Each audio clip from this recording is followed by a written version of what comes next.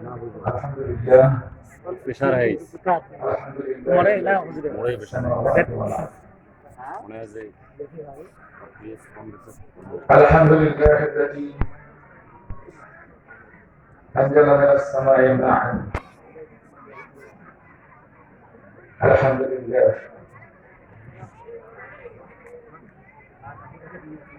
আজকে ইসলামী আলোচনা হাজিপুর কবরস্থান নোরানিয়া হাফিজি মাদ্রাসার মাঠে উপস্থিত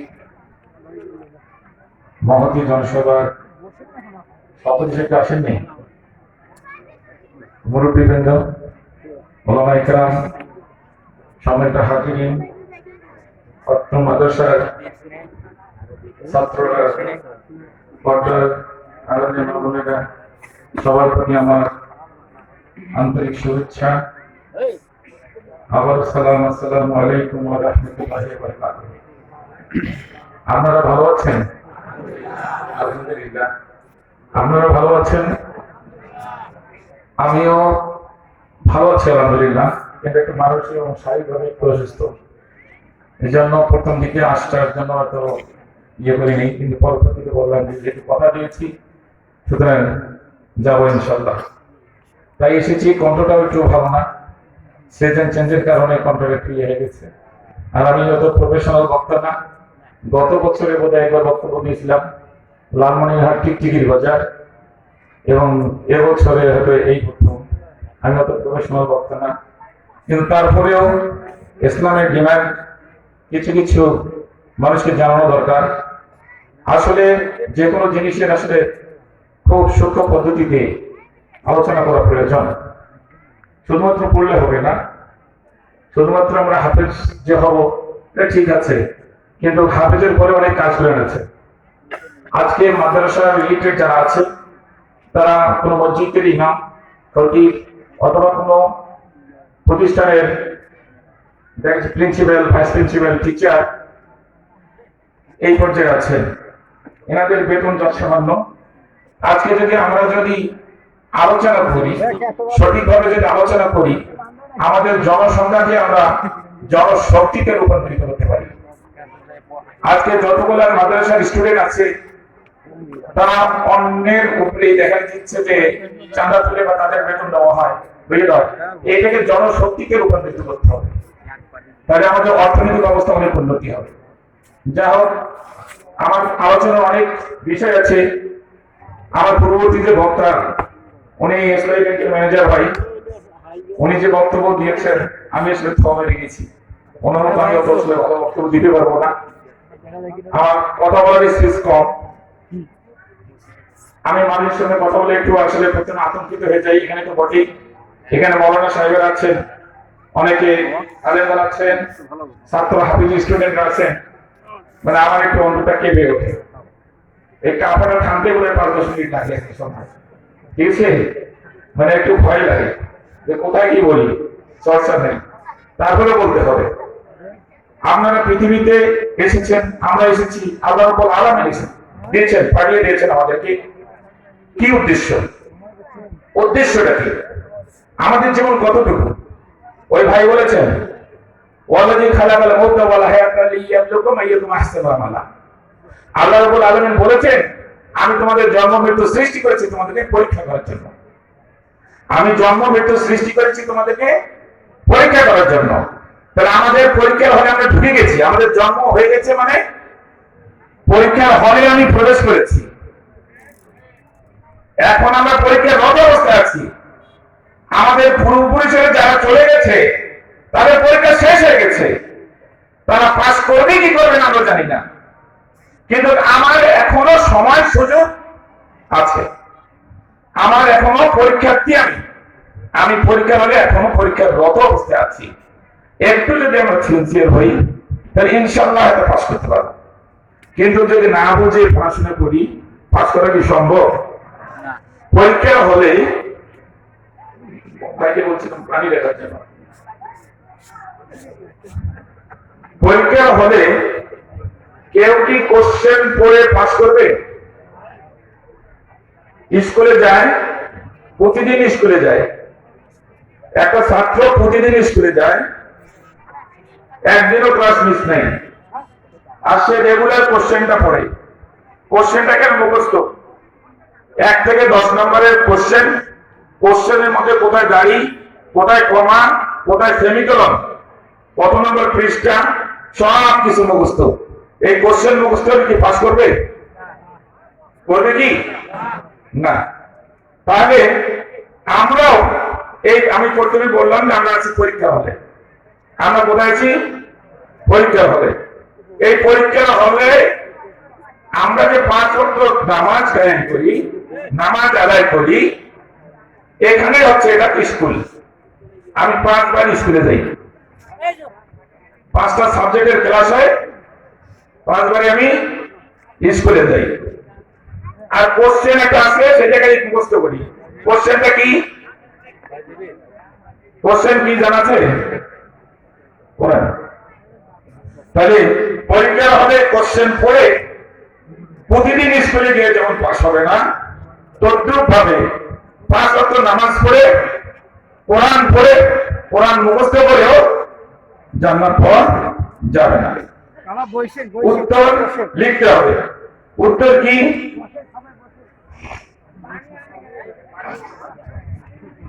আমি সিগন্যাল দিয়েছিলাম যে পানি দিতে। আল্লাহ রাব্বুল আলামিন, তাহলে কি জানার প্রয়োজন আছে কিনা? তাহলে আমরা পরীক্ষার হলে আছি। সেই পরীক্ষার হলের মধ্যে যে কোনো মুহূর্তে আমার যে কারো পরীক্ষা শেষ হয়ে যাবে, আমার মৃত্যু দিয়ে আমার পরীক্ষা শেষ। সেই পরীক্ষার হলে আমাকে বুঝতে হবে কি হবে না? পরীক্ষার হলে আমাকে বুঝতে হবে। এই ইতিহাসটাই আল্লাহ রাব্বুল আলামিন কোরআন থেকে বলেছেন, সূরা বাকারার মধ্যে বলেছেন, আউযু বিল্লাহি মিনাশ শাইতানির রাজীম, বিসমিল্লাহির রহমানির রহিম, কুল রাহবাতু মিনহা জামিআন ওয়া ইম্মা ইয়াতিয়ান্নাকুম মিন্নি হুদান ফামান তাবি'a হুদায়া ফালা খাউফুন আলাইহিম ওয়া লা হুম ইয়াহজানুন ওয়াল্লাযীনা কাফারু ওয়া কাযযাবু বিআয়াতিনা উলাইকা আসহাবুন নার হুম ফিহা খালিদুন। সূরা বাকারা, এটা আমি আয়াত পাঠ করলাম। এর আগে আল্লাহ রাব্বুল আলামিন আমরা আমার ইতিহাস কোরআন পাকের বিভিন্ন খানে তুলে ধরেছেন।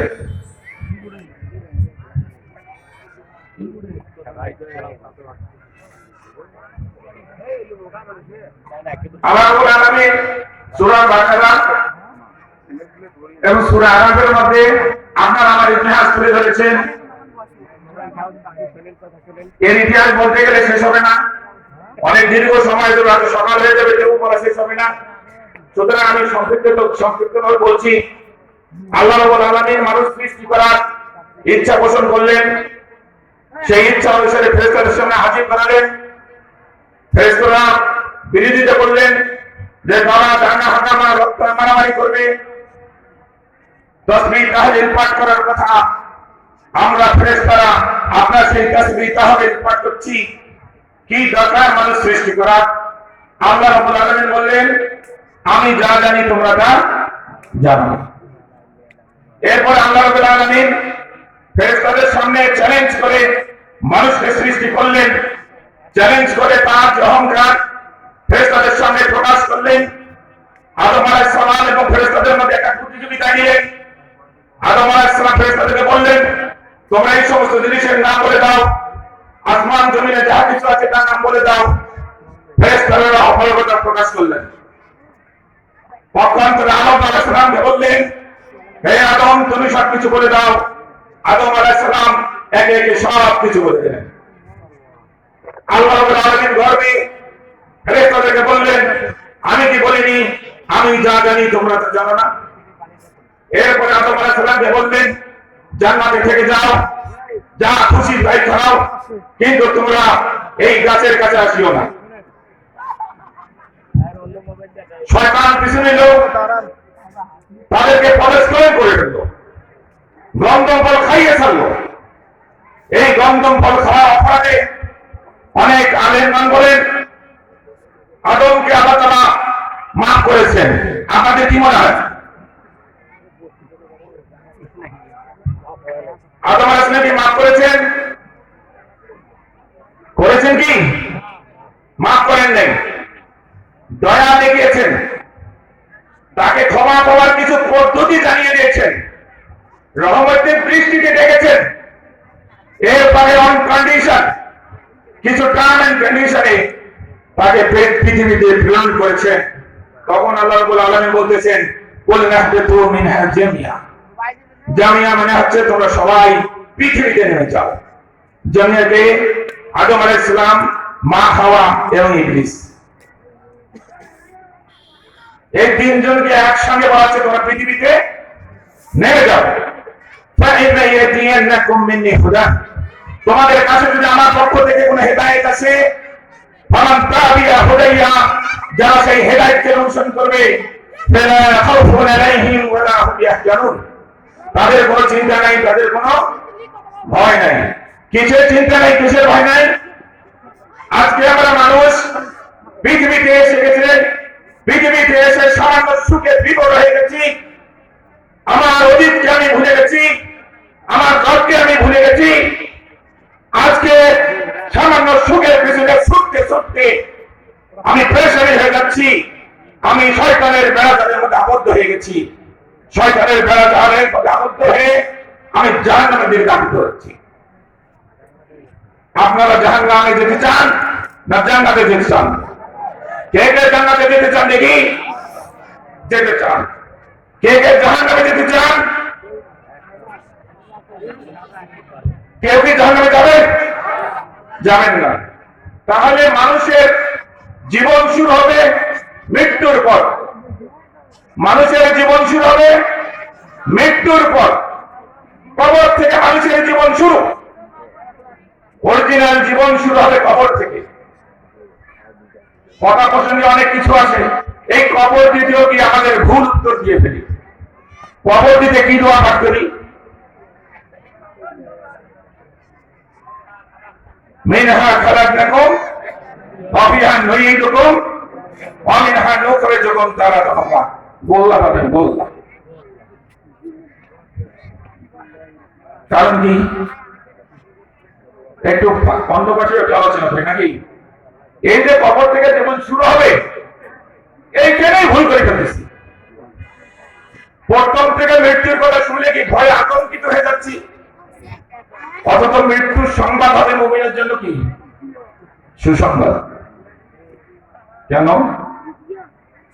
আমি এমন একজনের সঙ্গে সাক্ষাৎ করব যে কিনা আমার রব। আজকে যদি প্রধান উপস্থিতের সঙ্গে সাক্ষাতের ডেট আসে, কেমন খুশি হব আমরা? ভালো লাগবে। যতদিন ঘনিয়ে আসবে তখন কেমন হবে? ভালো লাগবে। যখন প্রধান উপদেষ্টা গেটে ঢুকে দেবো তখন কেমন লাগবে? ভালো লাগবে। তাহলে মৃত্যুর সংবাদ হবে সুসংবাদ। কার জন্য? মুমিনের জন্য। কারণ আমার পরীক্ষা শেষ। ছাত্রছাত্রীরা যখন লাস্ট পরীক্ষা দেয় কেমন খুশি লাগে? ভালোই তো লাগে। পরীক্ষা ভালো হয়েছে আলহামদুলিল্লাহ। তাহলে মুমিনের তো মৃত্যুর সংবাদ শুনে তো খুশি হওয়ার কথা। এত ভয় পাই কেন? আমরা তো ভয় আতঙ্কিত কেন? কারণ আমরা যে পরীক্ষা দিয়েছি এটাকে কি ধান্দায় ধান্দায় পরীক্ষা দিয়েছি। কি পরীক্ষা দিয়েছি আমরা জানি না। পাস হবে কি হবে না তাও জানি না। অথচ মুমিন যারা সঠিকভাবে উত্তর দেয় তাদের জন্য হবে কি সুসংবাদ। ঠিক কিনা? ঠিক। তাহলে কবর থেকে শুরু হবে মানুষের জীবন। যেটা বলছিলাম, ওই যে বলা যাবে না, একটা সংশোধন করে দিয়ে যায়। কোরআন পাক তেলাওয়াতের সূত্র কি? কোরআন পাকের তেলাওয়াতের সূত্র কি কেউ বলবেন? বিসমিল্লাহির রহমানির রহিম। মানে পাঁচ তাসমিয়া পাঠ করা ছাড়া কোরআন পড়া যাবে না। কেন যাবে না? যাবে না কেন? পাঁচ তাসমিয়া ছাড়া কোরআন পাঠ করা যাবে না। এই কারণে যাবে না, খালি হাত দিয়ে কারেন্টের তার কি ঠিক করা যাবে? কি হবে? শর্ট করবে। পাঁচ তাসমিয়া ছাড়া কোরআন পাঠ করলে এরকম শিরক হবে। পাঁচ তাসমিয়া ছাড়া কোরআন পাঠ করলে শিরক হবে। কারণ কিছু কিছু কথা আছে একান্ত আল্লাহর কথা, যেমন বলা হচ্ছে আনা রাব্বাকুম ফাবুদুনি, আমি তোমার রব, আমার ইবাদত করো। এটা কি বলা যাবে? এই কথা কি বলা যাবে? আনা রাব্বাকুম ফাবুদুনি মানে আমি তোমার রব, সুতরাং আমার ইবাদত করো। কেউ যদি রাস্তায় যদি এই কথা বলে তাকে কি পিটিয়ে তক্তা মানে দেওয়া হবে। এরকম ইতিহাস আছে। আনাল হক অতটা গুরুত্বপূর্ণ ইয়া নাই, কঠিন কিছু নয়। আনাল হক, আনা মানে আমি সত্য, বলে নেই পাগল, হ্যাঁ বহুল পাগল বলছিল আনাল হক। এই কথা বলার জন্য কি করছে সেই সময়কার আলেম সমাজ, তাকে কি করছে, হত্যা করেছে। এটা আর একটা ইতিহাস চলে যায়।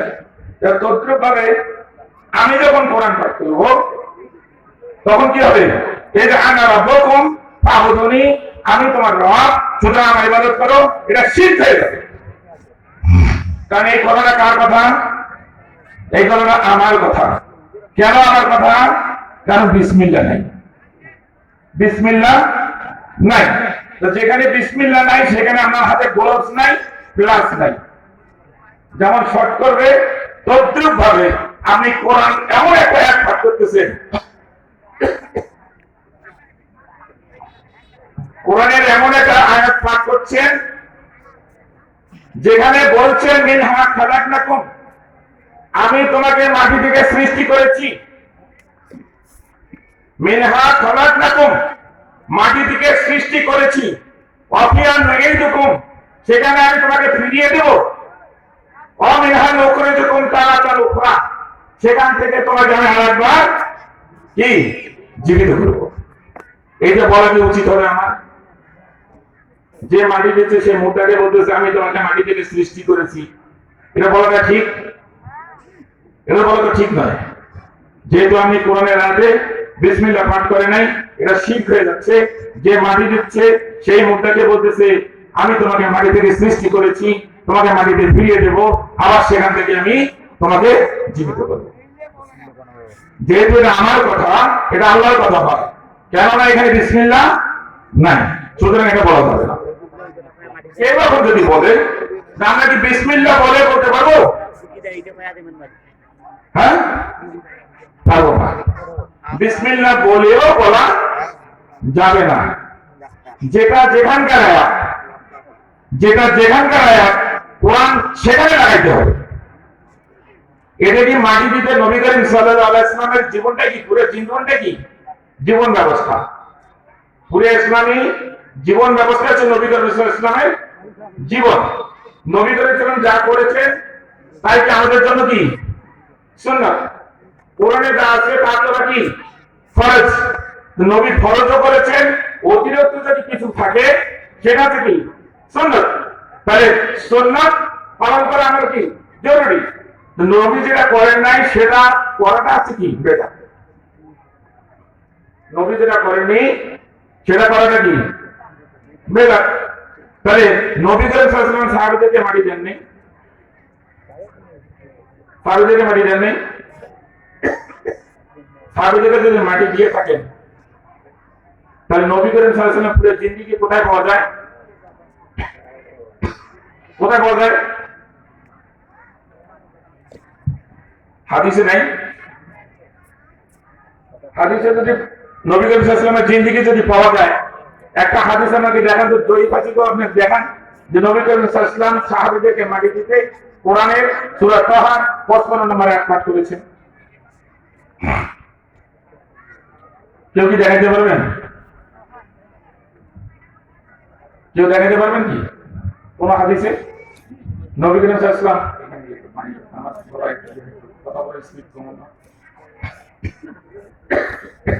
কেউ কি দেখাইতে পারবেন? নাই। যেহেতু নাই, সুতরাং এটা কি বেদাত। সমস্ত বেদাত গোমরাহি, সমস্ত গোমরাহি হচ্ছে জাহান্নাম। সুতরাং জ্ঞানের দরকার আছে। কোরআন শুধু পড়লেই হবে না, কোরআনের জ্ঞানে নিজেকে আলোকিত করতে হবে। সেই আলোয় নিজেকে পরিচালিত করতে হবে, সমাজকে পরিচালিত করতে হবে। আজকে যেটা বলছিলাম, কবর থেকে জীবন শুরু। কেমন জীবন শুরু? সমুদ্রের মধ্যে একটা আঙুল ঢোকে কতটুকু পানি ওঠে? 2.5-10 ফোঁটা। এই 2.5-10 ফোঁটাই হচ্ছে আপনার এই 60-70 বছর, 100 বছর, 150 বছর। এখনকার মানুষ কি 150 বছর বেশি বাঁচবে? যেহেতু বাঁচে না, সুতরাং এই 100-150 বছর হচ্ছে 3-4। আজকে যারা ম্যাথে এক্সপার্ট, যারা আপনার অঙ্ক জানেন, 1 টাকায় 5টা কলা, 10 টাকায় কয়টা কলা পাওয়া যাবে? 1 টাকায় 5টা কলা, তাহলে 10 টাকায় কয়টা কলা পাওয়া যাবে? কটা? 50টা। তাহলে তড়িৎ গতিতে বের করলেন। তাহলে আমার একটা হিসাব করে দেন, 10 ফোঁটা সমান 150 বছর, সমুদ্রের পানি সমান কত বছর যাবে? কি এটা কি গণনা শেষ করা যাবে? হ্যাঁ, তাহলে কবরের পর জিন্দেগি এইরকম শেষ করা যাবে না। তাহলে কোন জীবনটার গুরুত্ব বেশি? কবরের গুরুত্ব বেশি। কবর থেকে যে জীবনটা শুরু হবে সেইটার গুরুত্ব বেশি। সেই গুরুত্বটা আবার কার উপরে ডিপেন্ডেন্ট? আমার এই বর্তমান সময়ের উপরে ডিপেন্ডেন্ট, আমার এই জিন্দেগি এই এখনকার উপরে ডিপেন্ডেন্ট। বোঝা গেছে ব্যাপারটা? কারণ আমি এখনো পরীক্ষার হলে আছি। জীবনে অনেক ভুল করেছি, জীবনে অনেক অত্যাচার করেছি, অনেক পাপ করেছি, অনেক জেনা করেছি, এখনো পাপ করার সুযোগ আছে। কি সুযোগ?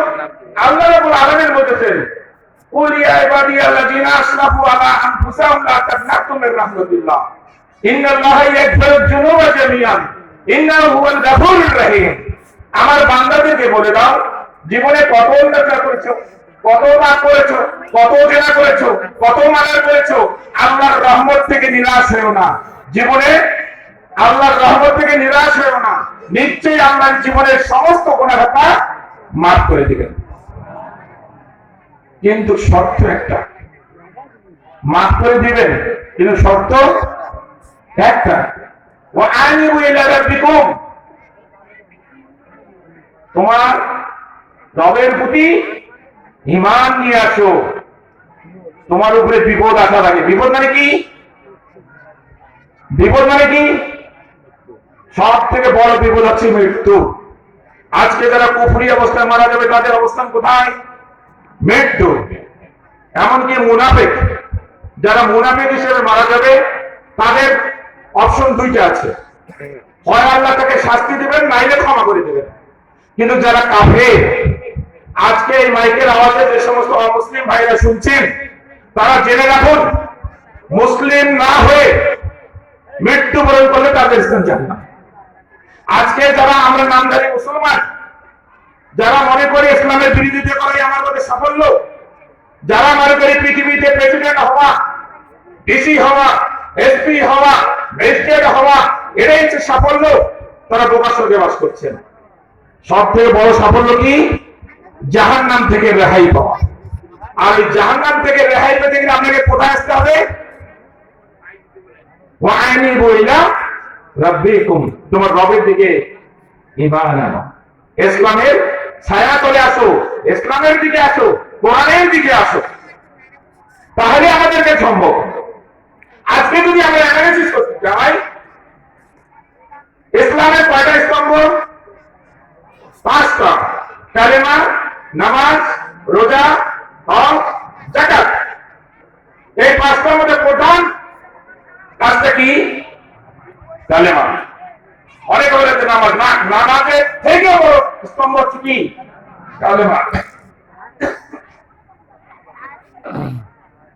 অনেকে আলেম সাহেবরা একটু মাঝে মাঝে শুনি একটি অবসর পেলে, সেখানে বলে নামাজ না পড়লে নামাজ হচ্ছে বেহেশতের চাবি, নামাজ না পড়লে জান্নাতে ঢুকবে না। নামাজ না পড়েও জান্নাতে ঢুকবে, নামাজ না পড়েও জান্নাতে ঢুকবে। কিভাবে ঢুকবে? ঈমান আনছে, এখন নামাজের ওয়াক্তে আসে না, মৃত্যু হয়ে গেছে, সে জান্নাতি না জাহান্নামী? জান্নাতি। আর সব থেকে বড় কাজ, একটা ব্রড কোশ্চেনের অ্যান্সার করলে সরাসরি জান্নাতি, সেটা কি জানা আছে? বলতে পারবেন? হ্যাঁ, জিহাদ জিহাদ জিহাদের কথা বললে তাকে এসছে খালি জিহাদ জিহাদ করে, জিহাদ করে যুদ্ধ, জিহাদ করে সংগ্রাম, জিহাদ করে রক্ষণ করা। আমাদের দেশের আর্মিরা নাই, তাদেরকে আমরা জঙ্গি বলি, তাদেরকে আমরা জঙ্গি বলবো। কিন্তু এই ঠিক তদ্রুপ ভাবে আমাদের প্রতিটি অ্যাক্টিভিটিস হবে আর্মির মতো। আজকে ইসরায়েলের দিকে যদি আমরা তাকাই, ইসলামের প্রতিটা নাগরিক কি ট্রেনিং প্রাপ্ত, যুদ্ধের ট্রেনিং প্রাপ্ত, কি পুরুষ কি নারী কি বালক কি বালিকা সবাই তারা আজকে ট্রেনিং প্রাপ্ত। অথচ এই ট্রেনিং প্রাপ্ত আল্লাহ রাব্বুল আলামিন আমাদেরকে নিতে বলতেছে, অথচ আমরা এটাকে বুঝাইতে পারতেছি না। বিদায় কি করছি, চতুর্দিকে শুধু হাত রাখছি। আজকে ভাই আরেকটা কথা বলছেন, আমাদের ম্যানেজার আছেন ভাই বলছেন যে আমাদের দেশের প্রেক্ষাপট, এই প্রেক্ষাপটে কি একটু বলি আমি। আজকে দেশ কিন্তু এইরকম ঝাঁকুনির মধ্যে আছে। যদি আমাকে একটা গল্পের মাধ্যমে বলি যে জাদুকর রাক্ষসীকে বন্দী করছে, কোথায়? গ্লাসে মানে বোতলে, কাঁচের বোতলে রাক্ষসী বন্দী করেছে। জাদুকর বন্দী করে জনগণকে দিছে যে তোমার এই রাক্ষসকে নিয়ে যাও। রাক্ষসকে পেয়ে জনগণ উৎফুল্ল নাচানাচি শুরু করে দিছে, জনগণ নাচানাচি শুরু করে দিছে। যদি হাত থেকে বোতল পড়ে আর যদি রাক্ষসিনী বের হয়, অবস্থা কি হবে? কেরোসিন মানে দেবে, কেরোসিন। আজকে বিভিন্ন ইসলামী দল এত উল্লসিত হয়ে গেছে, এত উল্লসিত হয়ে গেছে, কি করতে হবে তাই জানে না, মানছেন না। সবাই মনে করছেন আমি ব্যক্তিগতভাবে কোন দলের সঙ্গে আসলে গেছে নই, জামাত শিবিরের কাছে আমি সমর্থন করি, তারা কোরআন হাদিস মোতাবেক চলে, চলাচল করে। অন্যদের ইসলামী দলকে ভালোবাসি, সমস্ত ইসলামী দলগুলোকে ভালোবাসি, সমস্ত ইসলামী মানুষগুলোকে ভালোবাসি, সারা বিশ্বের মানুষগুলোকে ভালোবাসি। কিন্তু এই ভালোবাসার জন্য তাদেরকে অ্যান্সার কিন্তু বিভিন্ন ভাবে দিতে হবে, কিন্তু অ্যান্সারগুলো সঠিকভাবে আসছে না। এক দলের প্রধান বলছেন 15 বছর থেকে আল্লাহ তাআলা আমাদের বুক থেকে পাথর সরিয়ে দিয়েছেন, খুব এখন শান্তি লাগতেছে। ফেসবুকে দিছিল, আমি বলছি কে বলেছে আপনার বুক থেকে পাথর সরিয়েছে? আল্লাহ রাব্বুল আলামিন একটু আলগা করে ধরছে, একটু আলগা করে ধরছে, তাতে মনে হচ্ছে যে আমি শান্তি পেয়েছি। সত্য হবে কাকে? আল্লাহ সরাই দেবে নাকি নিজে সরতে হবে? হ্যাঁ, নিজেকে সরতে হবে। তা নিজে সরার কোনো লক্ষণই দেখছি না, সরে না, মনে কষ্ট বলে গেছে। আল্লাহ থেকে পাথর সরে দেয়, 15 বছরের পাথর আবার বুকের মধ্যে চাপাই দেবে। বর্তমান সময়ের প্রেক্ষাপটে ইসলাম ইমপ্লিমেন্ট করার সবচেয়ে উপযুক্ত সময়। মনে হচ্ছে যেন কোরআন মাত্র আল্লাহ তাআলা নাযিল করলেন, মনে হচ্ছে যেন কোরআন আল্লাহ রাব্বুল আলামিন 5ই আগস্টের এই 2 দিন আগে পরেই নাযিল করে ফেলছেন। শুনতে কি মন চায় না? কোন আয়াত মনে চায়? মনে হচ্ছে যেন আল্লাহ রাব্বুল আলামিন মাত্র কোরআন নাযিল করলেন।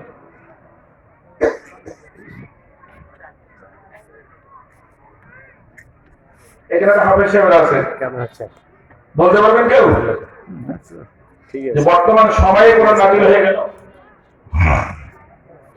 বলতে পারবে কেউ? পারবে না, সময়ও কম, আমি একটু কমিয়ে নিচ্ছি।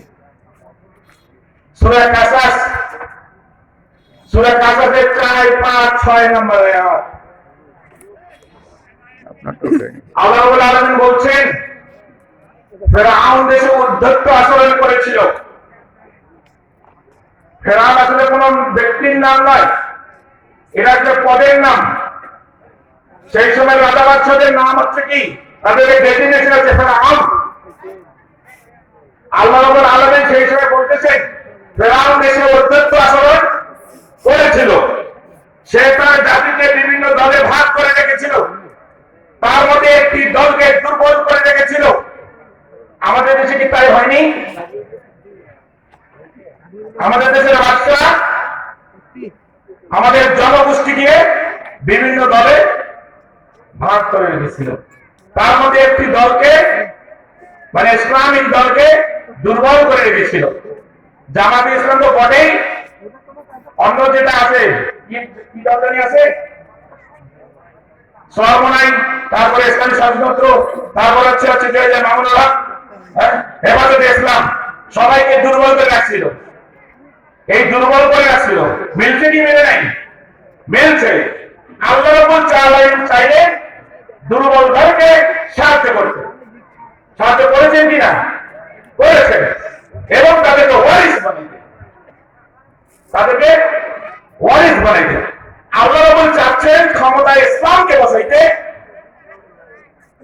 ভাত চাচ্ছেন, ভাত আল্লাহ দিয়ে বলেছে, চাউল দিছে, ডাল দিছে, তেল দিছে, লবণ দিছে, সবগুলা পাঠাই দিছে, কিন্তু ভাত রান্না করবে কেউ সেটা জানছেন না। ভাতটা হবে হবে না। আল্লাহ রাব্বুল আলামিন বলছেন ইসলামকে পারফেক্ট করে দিয়েছেন, আজকে যে সুযোগ দিয়েছেন আগামী 1000 বছর এই সুযোগ আসবে না। কোরআনকে সংবিধান হিসেবে স্বীকৃতি দেওয়া এটা আমাদের ইমানি দায়িত্ব। কেন?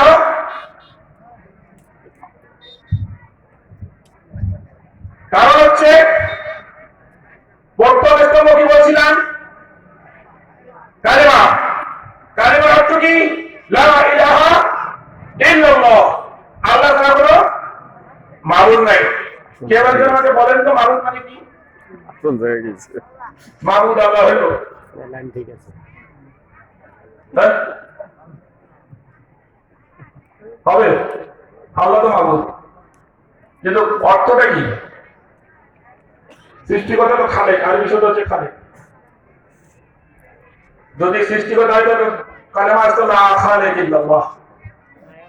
হ্যাঁ, যদি রব হইতো লা রাব ইল্লাল্লাহ, লা রাহমান ইল্লাল্লাহ।